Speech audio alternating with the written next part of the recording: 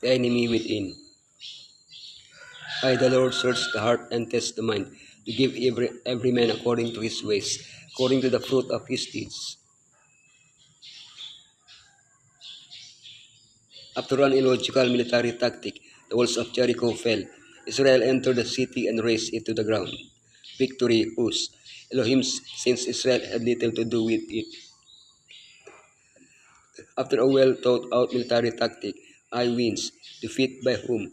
By the people of Israel, since they hadn't counted on Elohim. When they finally questioned Elohim, the answer was resounding.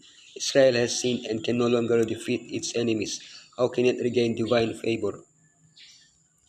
The cause of the defeat, dismayed and afflicted, discovering the transgressor, Achan's sin, victorious again. The cause of the defeat, Israel has sinned. They have violated my covenant, which I commanded them to keep. They have taken some of the devoted things. They have stolen. They have lied. They have put them with their own possessions. After the favorable report from the spies sent to Jericho, Joshua consulted Elohim and received from him a strategy for taking the city. If after receiving the report from the spies sent to Ai, Joshua had done the same, the deaths of 36 people would have been avoided. But what was the real reason for the defeat? Or what would have been the reason for Elohim to tell Joshua not to attack Ai? Elohim had seen that Israel has sinned. Nowhere in the Bible is sin described with such nuances. They have violated, they have taken, they have stolen, they have lied, they have put them with their own possessions. Note the plural, the sin was committed by one man, but Elohim held the entire people responsible. They had broken the covenant.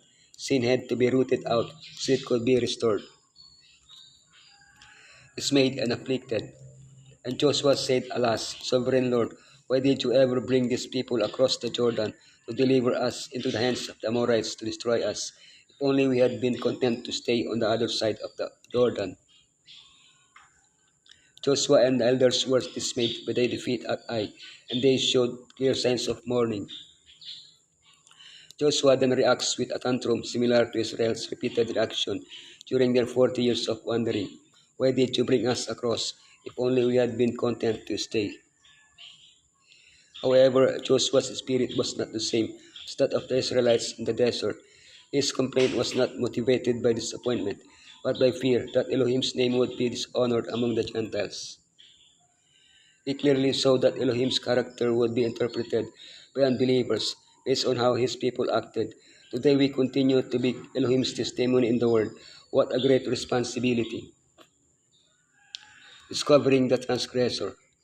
In the morning, present yourselves tribe by tribe.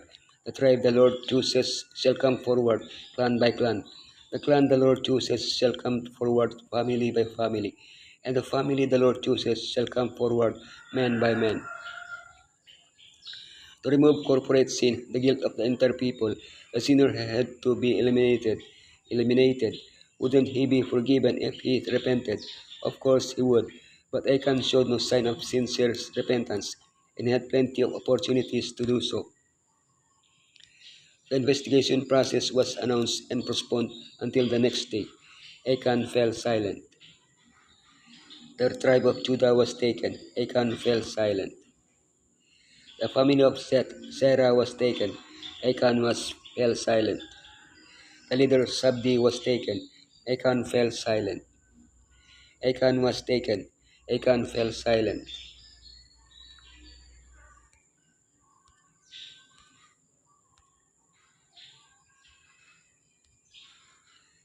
Reflecting divine kindness and love, Joshua asked Achan to confess his sin. Achan's case was lost. He confessed, but he didn't ask for forgiveness. Yet Elohim mourned over his hardness of heart, demonstrated in every call to repentance. Achan's sin.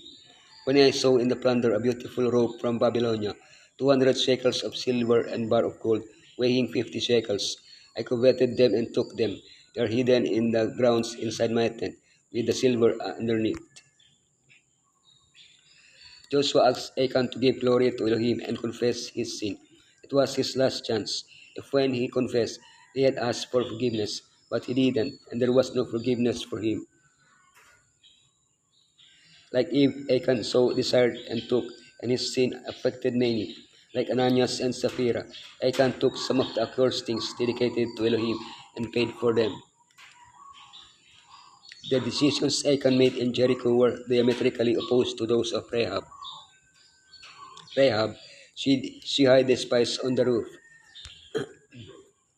She acted kindly toward Israel.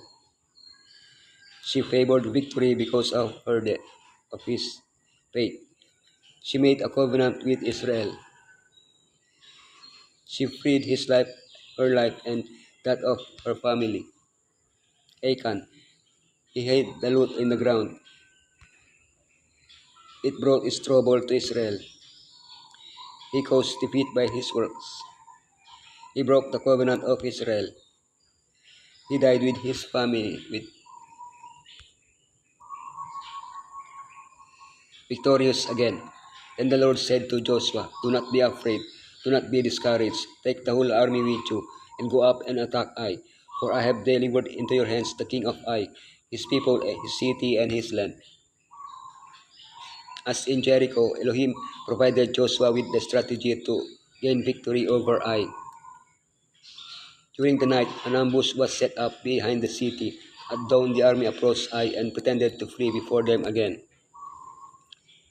As Moses raised his staff until he had victory over the Amalekites at Elohim's command, Joshua raised his weapon, probably a sickle, sword used by the Egyptians, and kept it raised until he had complete victory. Elohim was once again giving victory to his people. The valley of Achor, where Achan and his family were executed, opened the door to victory, a door of hope. When we accept divine forgiveness by faith, Elohim buries our sin in Achor and opens the door to hope. The influence most to be feared by the church is not that of open opposers, infidels, and blasphemers, but of inconsistent professors of Messiah.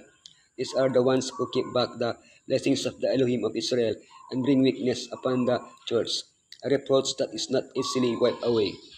Christianity is not to be merely paraded on the Sabbath and displayed in the sanctuary. It is not for every day in the week and for every place. Its claims must be recognized and obeyed in the workshop, at home, and in business transactions with brethren and with the world.